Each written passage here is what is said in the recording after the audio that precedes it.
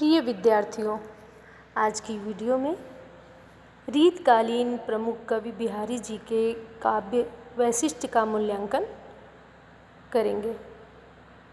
बिहारी सतसई केवल श्रृंगार प्रधान रचना ही नहीं है, वरन यह अपने युग के समाज, संस्कृति एवं तत्कालीन काव्य शास्त्रीय परंपराओं के भाव सौंदर्य एवं कला सौंदर्य का आवरण से ललित झांकी भी प्रस्तुत करती हुई दिखाई देती है। इसी संदर्भ में आज इस वीडियो के अंतर्गत चर्चा करेंगे। रीतकाल के कवियों में कला की प्रधानता रही है और इस युग के भाव कला के आश्रित हो गए हैं। भाव का अस्तित्व कला प्रदर्शन के लिए साधन के रूप में रह गया था। रीत युग के कवियों का प्रायः कवित्व और आचार्यत्व साथ साथ चलता था। कुछ ऐसे कवि थे जो स्वतंत्र नहीं थे, परंतु उनका कवित्व आचार्यत्व की जो पृष्ठभूमि थी उसी पर पोषित हुआ दिखाई पड़ता है। बिहारी इसी प्रकार के कवि हैं। बिहारी सतसई लक्षण ग्रंथ तो नहीं है, किंतु श्रृंगार संबंधी काव्य के सभी जो उपादान हैं, जिसमें संचारी, अनुभव और हाव भाव आदि अलंकारों के सूत्र में गुथे हुए से मिल जाते हैं। भाव सौंदर्य को देखें तो बिहारी मूलतः श्रृंगारिक कवि हैं। उनको श्रृंगार भावना पूर्णतः अपने युग के साहित्यिक, सामाजिक और सांस्कृतिक वातावरण की उपज के रूप में उन्होंने लिया और बिहारी ने अपने काव्य के उस जनरुचि को आश्रय दिया जो घर घर की संकुचित चार दीवारी में सिमटकर भोग विलास और नारी के अंगों में उलझी हुई थी। इस भोगवादी दृष्टिकोण में भावनापरक जो ऐतिहासिक श्रृंगार था, वो ऐहिक श्रृंगार को जन्म दिया। किसने दिया? बिहारी जी ने। बिहारी के काव्य में देखें तो जो ऐहिक श्रृंगार भावना है वह हमें दिखाई पड़ती है। उनकी रचनाओं में इस भावना को देखा जा सकता है। कवियों ने वासना और स्थूल श्रृंगार की जो विविधता है उन क्रीड़ाओं की अभिव्यक्ति की, और बिहारी सतसई को इसका अपवाद नहीं कह सकते, वह भी इसी के अंतर्गत आ जाती है। रीतकाल के इस घोर श्रृंगार कला में प्रेम का उदात्त रूप नहीं मिलता। उसमें प्रेम जीवन की अनेक रूपता नहीं है। मातृत्व की गरिमा से मंडित नारी यहाँ अपनी समस्त विशेषताओं को, गुणों को खो बैठती है।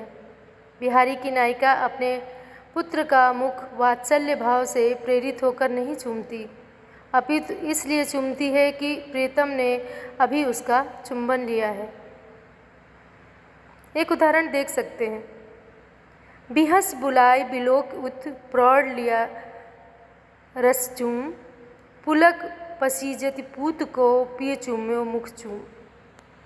तो यहाँ पर वो अपने पुत्र का मुख इसलिए चूम रही है कि उसके प्रियतम ने अपने पुत्र को वात्सल्य से भरकर प्रेम के वशीभूत होकर उसने उसे चूमा था और वह अपने पति का स्पर्श पाने के लिए अपने बच्चे को चूमती हुई दिखाई पड़ती है। तो यहाँ पर वात्सल्य रस से ज़्यादा उनका जो श्रृंगारिक प्रेम है वो उभर के सामने आ रहा है।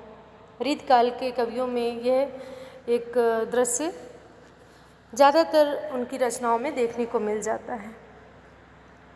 बिहारी का श्रृंगार वर्णन रीतकालीन काव्य की जो प्रतिनिधित्व करता हुआ दिखाई पड़ता है, तो बिहारी के काव्य की ख्याति का कारण वासनात्मक श्रृंगार के साथ भक्ति जो नीति है उसके साथ साथ उसका इतिहास, पुराण और लौकिक जीवन के जो अनुभव हैं वे दोहे भी हैं, जिसमें कि श्रृंगार के साथ साथ में भक्ति का भी मिला जुला रूप देखने को मिलता है। इसलिए वो प्रसिद्ध है, जो लोक जीवन और सांसारिक अनुभव के प्रकाश में जगमगा रहे हैं। घर की चहरदीवारी के भीतर नायक नायिका के बीच जिस प्रेम का आदान प्रदान होता है उसका चित्रण अनुभूतियों की सच्चाई से युक्त और मोहक है। सत्य तो यह है कि रीतकाल के कवि बिहारी जैसे कवियों ने नारी को उसके सर्वांगीण रूप में देखा था। उसके अंगों को सराहा था और उनके जीवन के साथ क्रीड़ा की थी। किसी भी उनकी रचना में ये देखें कि बिहारी सतसई में ही देखें कि कभी उसे वह गृह कार्य करते हुए देखते हैं, कभी छिपकर उसके स्नान करते हुए देखते हैं, कभी नायिका के कोई अन्य रूप का वर्णन उनके रचनाओं में स्वाभाविक रूप से देखने को मिल जाता है। कभी उसे अपने ही अंगों की सराहना करते हुए दिखाया जाता है। आँख मूंदियों की आयु से लेकर निसंकोच बालम से उसमें दृष्टिगोचर होना भी इस ओर, या हम कह सकते हैं कि श्रृंगारिकता की ओर दर्शन कराता है।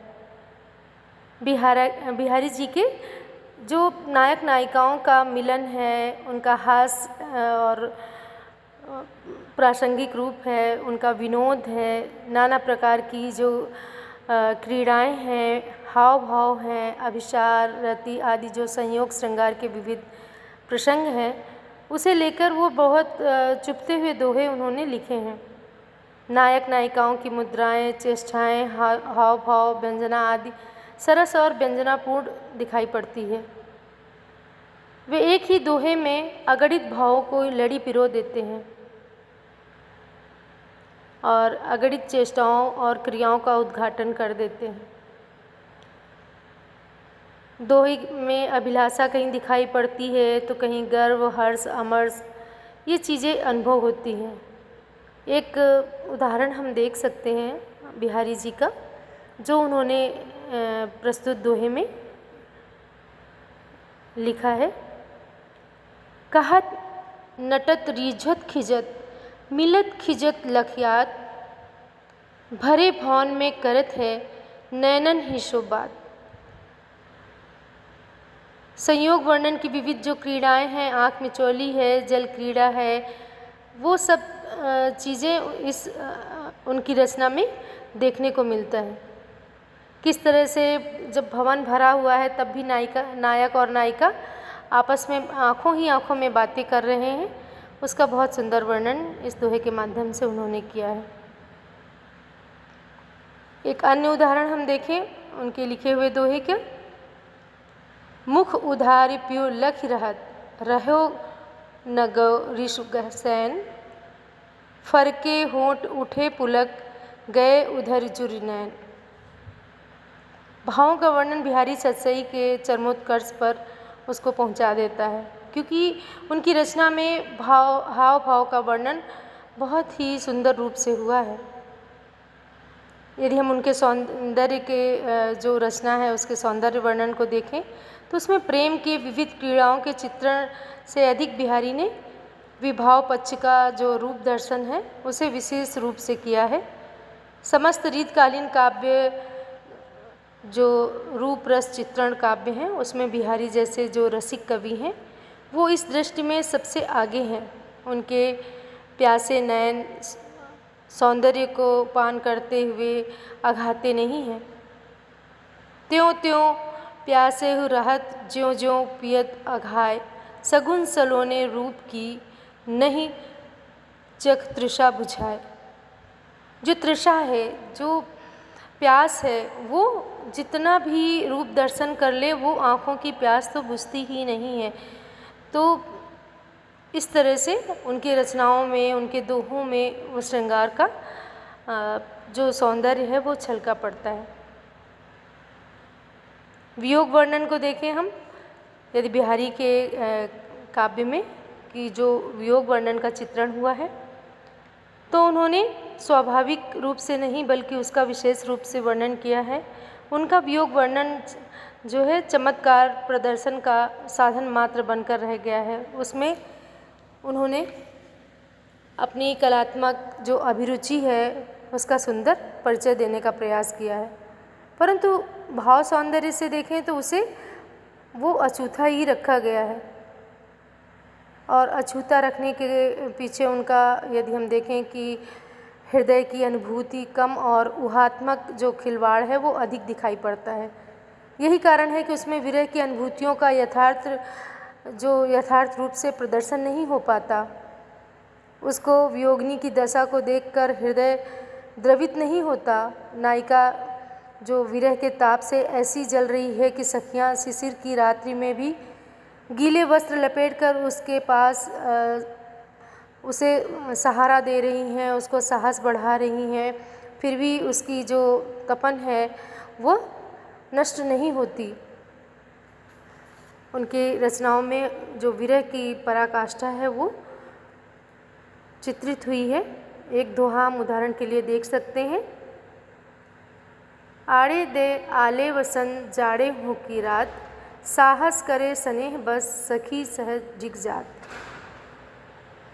तो इस प्रकार से उनकी जो रचना है वो हम देख सकते हैं कि किस प्रकार हिंदी साहित्य में या हिंदी जो रचनाएं हैं उनमें बिहारी का एक अलग ही रीतकालीन कवियों में उनका स्थान रहा है और उनके वियोग रस से पूरित रचनाओं के साथ साथ प्रकृति वर्णन भी एक प्रमुख रूप से देखने को मिल जाता है। उदाहरण हम देख सकते हैं।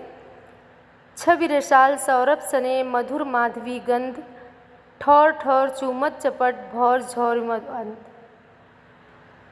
तो यह नहीं कि बिहारी ने प्रकृति का मानवीकरण भी किया है, कुंज के रूप में समीर का मूर्तिवान चित्र प्रस्तुत किया है।